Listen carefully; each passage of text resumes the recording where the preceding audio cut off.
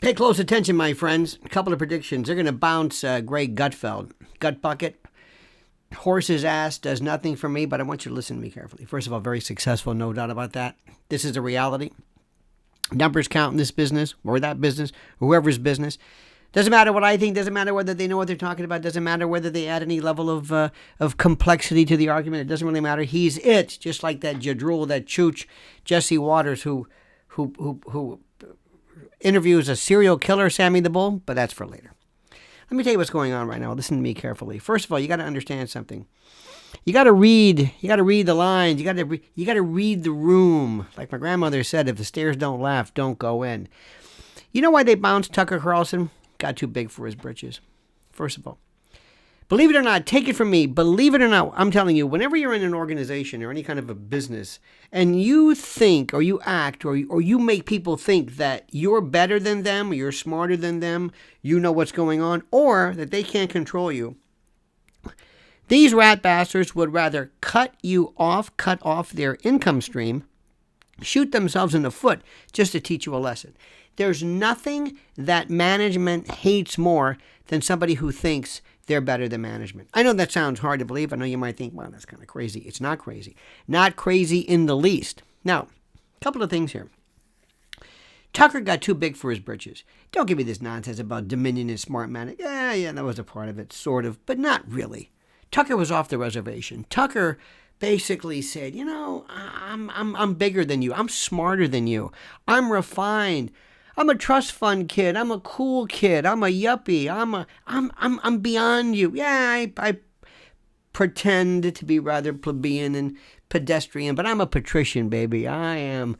I've got Buckleys and Buffys and, Winslows in my family, and I'm better than you, and I'm better than you, and I'm acting better than you, and they, okay, really? Yeah. So they waited, and they waited, and they waited, and he wasn't paying attention to his crew. Somebody making comments that may or may not have been construed or actually were anti-Semitic. I don't know. I wasn't there. But you can tell there's just this, nobody's paying attention, especially when you're not in the shop, when you're away, when you're at your home in Maine or home at Boca or wherever you are. You just feel like, I'm not really a part of you. I'm so good. I'm going to phone it in. Okay, you knew that was coming. And then one day, boom, he's out of there. And what he's done, he's drifted off. And I don't know what the specifics of his deal is, and I'll get to gut bucket in a moment. But he's kind of into that Jon Stewart land.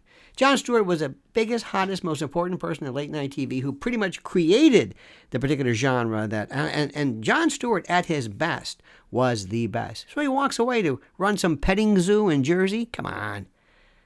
And now he's drifted so far from the gravitational pull of stardom, nobody cares about him anymore. Kids don't know who he is. That's what happened to Tucker. Tucker's into a niche class. Tucker's into, a Roseanne here, a Andrew Tate here. He loves tough guys. He loves alpha males. I'll save that for my private channel, Paging Dr. Freud. But here comes Gut Bucket. He actually goes out and calls out and says, yeah, Tucker was bounced because of what? And then here's the best one. Now, Elon's going to come in. Let me tell you what Elon does to you. Elon is terrific because he makes you think that you're in his class. He's the richest man in the world. He can do whatever he wants. And he's on some kind of emotional, some kind of manic roller coaster ride. Hey, look, people talk. Take it easy there. Elon, you're immortal like the rest of us, but I digress. What he does is he lures people into it, and he makes people think like, hey, I'm an Elon too. No, you're not. Tucker did that. Did you see Tucker in this sycophantic, lick-spittling, obsequious, fawning toady?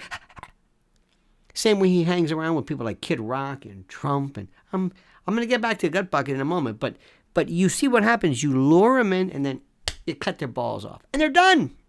They're finished. And you say, hey, what about me? The world has moved on. The world has so much stuff. They don't care about you. Elon doesn't care about you. The world doesn't care about you. You're gone. It happens. You got to know this. Now here comes Gut Bucket. He's smarter than the rest of them. He's smarter than the rest of them. And he sits back and there's this look of snot-nosed, snotty. I think the operative word here is snotty. And you can see it. It's not an act. It's a shoot. It's real. No actor in the world can possibly come off that gruesomely smug. And he's just saying to the Murdoch family, come on. I'm your biggest star. You know who the smartest guy at Fox is? Hannity. No hits, no runs, no errors. Been there forever, since Methuselah. Anybody who's lucky and smart enough to follow Rush in radio and O'Reilly in TV, oh no, he's good. Never scandal, never does anything, never says anything even remotely like, wow, did you say that? Never. The eminence grise. He's smart. Don't ever sell Hannity short, my friends. He knows exactly what he's doing. Hats off to you, Shawnee. You know what you're doing, my friend. But the rest of these jadrules, they believe their hype. They believe it. They think they are so bloody smart. They think they're smarter than everybody. They think I'm telling you. And the best part is you're sitting there and you're calling out public enemy number one.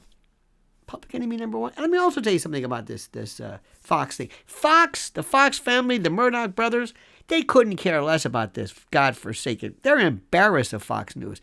They want to make money in football and hockey and Formula One or soccer or Sky. Or they don't need this crap. It's a waste of time. They're a bunch of libs who are married to ultra libs. This means nothing. They're going to water it down. I mean, look at that godforsaken morning show. Romper Room has Romper Room. That's right, Romper Room. Bend and stretch, reach for the sky. Remember Miss June? We had a Miss June. What was your Miss name? Ask your kids or your parents' kids. That's from our generation. Romper Room. It's silly. That thing is done. Stupid debate the other night with Ron DeSantis and Gavin Newsom. What, was Emmanuel Lewis TV's Webster unavailable? What is this? What's going on here? It's nothing. Let me tell you where the future is. It's right here. But we'll get to that in a moment. But Gut Bucket, let me tell you something, my friend. You don't understand something. You don't tug on Superman's cape. You don't spit into the wind. You know? You don't, what was that? Never play cards with a guy named Doc. And never go to a bed with a woman who has more problems than you. Remember that. And don't believe that line, it's only a cold sore. These are things I can't... Life teaches you, Gut. You know who's next? Jesse Waters. Oh. I mean... When you have a balloon and you fill it up with air and you let the air out, is it still a balloon? Technically. Think about that. Now, my friends, you're probably wondering, do you watch Fox News? Nope. Do you care about Fox News? Nope. So why are you talking about this? Because you care about it, and you watch it. And I think about you, and I know what you like. And see? You see, Gut?